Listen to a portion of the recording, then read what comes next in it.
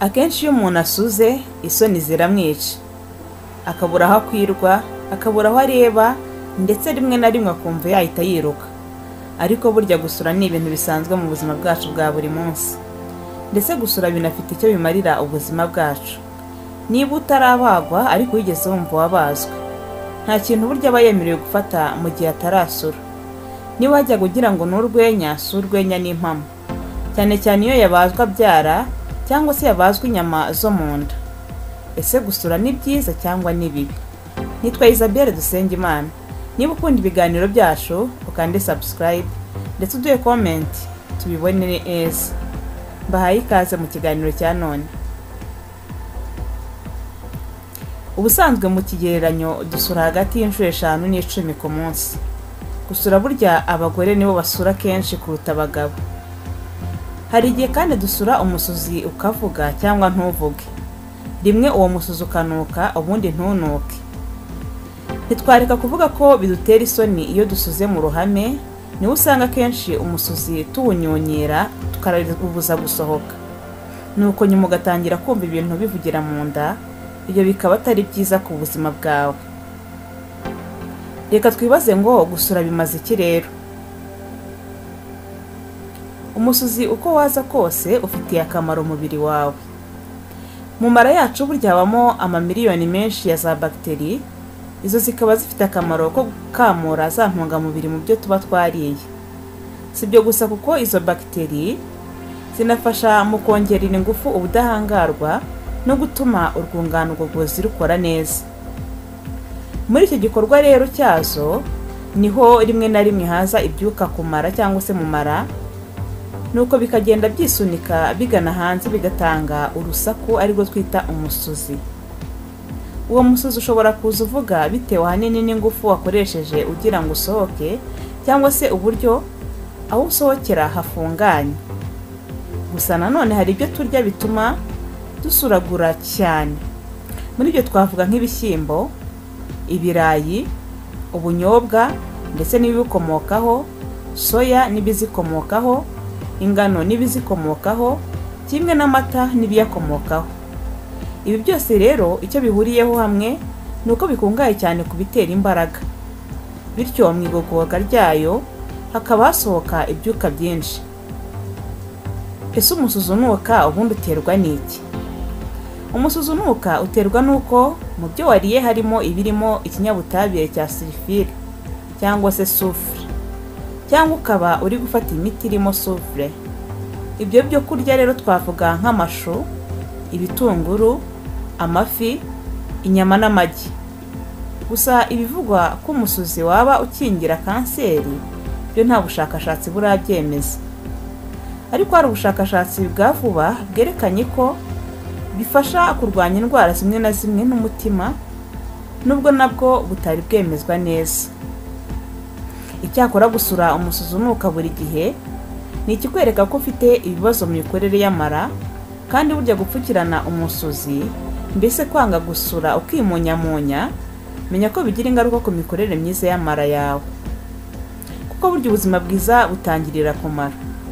Amara akora neza afasha kwinjiza hafi ya byose mu bitunga umubiri ndetse no guhorana ubudahangarwa. Nk'uko bigaragazwa n'abahanga mu byerekeranye n'ubuzima, urwungano ngogozi rukora neza ku bwonko, bityo rukaza imbere mu bigena umudu cyangwa se ibyumviro byawe, uko wumva umeze, ibiro byawe, imisemburo n'ubuzima muri rusange. Iyo amara atameze neza bitera indwara nyinshi mu nzira y'igogorwa, harimo kwituma impatwe constipation, harimo gushibwamo cyangwa imiswi, ibyuka mu mara, ubwivumbire ku biryo, gutumba mu nda n'izindi zibasira imitekerereze nko kurakazwa n'ubusa cyangwa kurakara cyane, kumva udatuje no kwigunga, ibibazo by'uruhu, infection zitandukanye, diabete n'izindi ndwara zikomeye. Guhorana amara akora neza si akazi gakomeye gasaba byinshi oya. Ushobora guhorana amara ameze neza ku buryo bworoshye kandi bukurikira. Menya ko amara yawe akeneye amazi. Iyo amazi atabonetse, amara yifashisha amazi aboneka mu byo umuntu yindaga kwituma. nyuma yo gukakara rero kw'iyo myanda kuko yakamutsemo amazi bisigara bigoranye kugira ngo itambuke. Kugira ngo iyo myanda itambuke bisaba amara ko akoresha izindi ngufu. Icyo kibazo rero nicyo gituma habaho impatwe, constipation. Iyi myanda yagumye aho itagenewe rero ishobora gutera uburwayi bukomeye mu mara. Tugerageza kunywa amazi. Hari noneho kunaniza amara. Hari ibyo kurya bimwe na bimwe turya bisaba imbaraga ikomeye y'amara kugira ngo bigogoreke. Mu bitera amara rero cyangwa se mu bitera umuvurungano mu mara kandi byananiza twavuga nk'ibikurikira: ibyo kurya bikomoka ku mafi cyangwa se ibyo kurya bikomoka ku mafu yandi anogerejwe yo mu nganda, urugimbu rukomoka ku nyamaswa, amata kuko wabamo isukari yitwa lactose ishobora kutihanganirwa n'amara, inyama, amandazi. Icya gatatu ni ibitera umwuka mwinshi mu mara. Muri ibyo rero bituma mu mara hazamo ibyuka byinshi, twavuga nko kumira ibitanogejwe, kwa kundi urya ntubinoze neza, kurya byinshi kandi wirukanka, cyangwa kurya amoko arenze 3 y'ibyo kurya umwanya umwe. Imboga rero zitatunganijwe mu buryo bunoze nazo zishobora kugutera icyo kibazo. Imigati, isukari mvaruganda, amata n'ibinyakomokaho, no kurya kandi uri no kunywa. Ibyunganira amara no kuyarinda twavugamo ibikurikira: amazi namaze kuyavuga. Ubwo twabonye ko amara ahora akeneye amazi kandi ko iyo amazi abuze ahera akakamura ya myanda yendaga kwituma ngo amazi avemo aba ariyo yifashisha. Ibyo bikaba bishobora kubyara impatwe, niyo mpamvu hakenewe ako kamenyero keza ko kunywa amazi igihe cyose. Icya kabiri, amara akeneye ururenda. Urwo rurenda rukomoka mu byo wariye cyangwa se mu byo ufata mu buzima bwa buri munsi, nk'imbuto, imboga, ibinyampeke. Ahangaha ushobora kwibaza ngo ni ibihe biribwa by'urugero rw'ururenda rufasha amara. Agasahani karantiye kuzuye kaba karimo garama 15 z'ururenda. Muri pome imwe ibirimo garama 8 z'ururenda. Icunga rimwe ribamo garama 6. Imigati 100 ya indi ya pe complet ibirimo garama 6 n'ibice 5. Umumaro w'ururenda rero nuko ruburizamo umubyibuho w'ikirenga, rugatuma umwanda witumye uza ari munini kandi rukaworohereza kunyura mu mara. Ururenda kandi rutuma isukari ya glucose igenda neza mu maraso. Ikindi nakubwira ni ugukora imyitozo ngororamubiri kugira ngo amara yawe akore neza. Impamvu nuko byagaragaye ko imyitozo ngororamubiri iburizamo kanseri y'amara, nuko ikagabanya ikigero kiri hejuru cya insuline mu maraso. Hari ibimenyetso bizahita bikugaragariza ko urwaye amara. Mu gihe utangiye kwituma umwanda urimo amaraso, kuribwa mu mara nyuma yo kurya, guhitwa guherekejwe no kuribwa mu mara, kwituma impatwe, kuribwa igihe wituma n'ibindi umuntu atarondora. Ni byinshi wakora rero kugira ngo ugire amara akora neza. Kwirinda ibyo kurya bishobora kongera ububyimbirwe. Hari ibyo turya cyangwa se ibyo dufata bitandukanye bitera inzira y'igogorwa kubyimbirwa. Iyo rero ibyimbiwe ntibigishoboye kwinjiza ibitunga umubiri, kuko umubiri utangira gucika intege no guhora wumva unaniwe. Ibiryo bitera kubyimbirwa byangiza uturemangingo two mu rwungano ngogozi, nuko ingirangingo za epitheliya zigatangira cyangwa se zifasha kwinjiza mu mubiri intungamubiri, zigatakaza ubwo bushobozi bwo gukora. Bimwe mu byo kurya byongera ububyimbirwe twavuga nk'isukari yahinduwe, amavuta y'amakorano yahinduwe cyane, ibikomoka ku mata byinshi, ubunyobwa na soya ndetse n'ibirimo gluten. Mu byo kurya jya wibanda ku byo kurya byuzuye. Iyo tuvuze ibyo kurya byuzuye tuba tuvuze ibitarahindurwa na rimwe, mbese bimeze nk'uko byahenzwe. Ibi byo kurya bikungahaye cyane kuri fibre, vitamine n'imyunyungugu by'ingenzi, ndetse kandi bibonekamo amazi. Ibi ni nabyo byo kurya ugomba kwibandaho cyane. Ibyo kurya bikungahaye cyane kuri fibre bifasha mu gusohora imyanda no gutuma ibinyura mu rwungano ngogozi bibasha gucamo neza.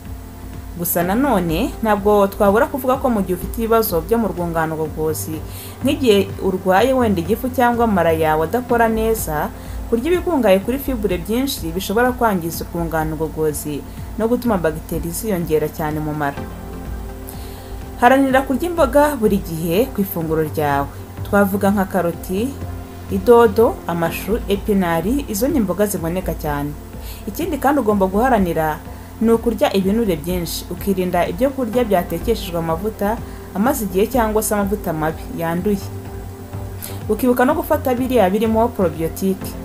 Kugira ngo ubashe kugira amara akora neza, gufata probiotique mu byo kurya byawe ni ingenzi, kuko zifasha kongera urugero rwa bagiteri nziza mu mara. Izi bagiteri zigafasha mu kugenda neza kwigogorwa no kwinjiza intungamubiri. Iyo urugero rwa bagiteri nziza ruri hejuru mu mubiri, bigabanya bagiteri mbi, bigafasha mu gusohora imyanda myinshi. Zimwe rero muri probiotique ushobora kubona byoroshye harimo nka yawurute, ikivuguto na kambuca. Hari n'ibinini biboneka mu mafarumasi ushobora kwigurira, gusa ugomba kubanza gusobanuza umuganga mbere yo kubikoresha. Hari n'inyunganiramirire zagufasha kugira ngo izo probiotique ziyongere. Watwandikira kuri nimero tugiye kuguha kugira ngo ubashe kuzitubaza: 078 8 366 485.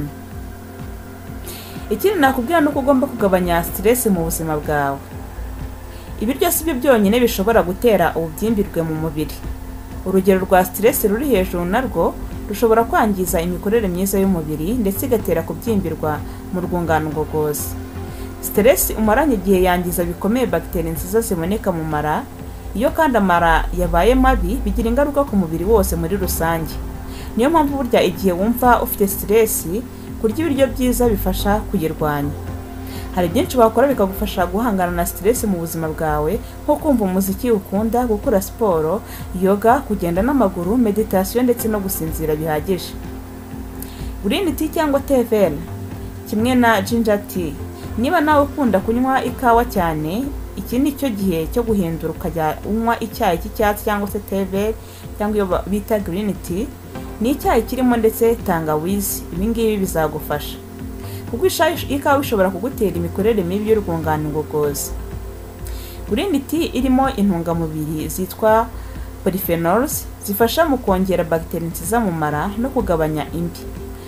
Polyphenols kandi zifasha mu kugabanya umubyimbirwe mu mubiri muri rusange. Tangawizi ikaba ingenzi cyane ku mikorere myiza y'amara, kuko irekura imikaya y'amara bityo ikagabanya ibyuka byo kwikanga, aribyo benshi bita inzoka ziri kuvuga mu nda. Yitabazwa kandi tangawizi mu igogorwa cyane, yihutisha inzira y'ibiryo kuva mu gifu kugira ngo igere mu mara mato. Tangawizi yongera kandi ikorwa ry'amacandwe, igikoma cya bile na zanzime nyinshi zitabazwa mu igogora ry'ibiryo. Gerageza usinzire bihagije. Gusinzira bihagije bifasha mu kwirinda ibibazo bitandukanye mu rwungano ngogozi. Ushobora kuba warabonye ko mu gihe udasinzira neza utangira kugira ibibazo mu gifu n'amara. Utunyabuzima duto cyangwa se microbiome tuba mu mara dukora tukanasohora nyinshi mu misemburo ifasha mu kugena mudu no gutuma usinzira neza. Imwe mu misemburo ikorwa harimo cortisol, leptin, insulin, melatonin na serotonin. Imisemburo itabazwa mu igogorwa rero igenwa n'uburyo usinzira buri munsi. Nk'iyo melatonin ifasha mu kugena igihe uryamira n'igihe ubyukira. Inafasha mu gutuma amara akora neza. Melatonin kandi iyo yabaye nkeya byongerera amara kwinjirwamo n'imyanda myinshi. Ni byinshi twavuga ku mara ariko bijyanye no gusura. Ubwo rero ntuzongere gupfukirana umusuzi wawe cyangwa kwimunyamunya ngo ureke gusura mu gihe wumva umusuzuje. Mbifurije kugira ibihe byiza, mukomeze mukurikira amasomo atandukanye dutambutsa kuri Hot 250 TV. Nitwa Isabelle Dusengimana. Ukanda subscribe nanone. Ndamukunda cyane. Ibihe byiza kuri mwese.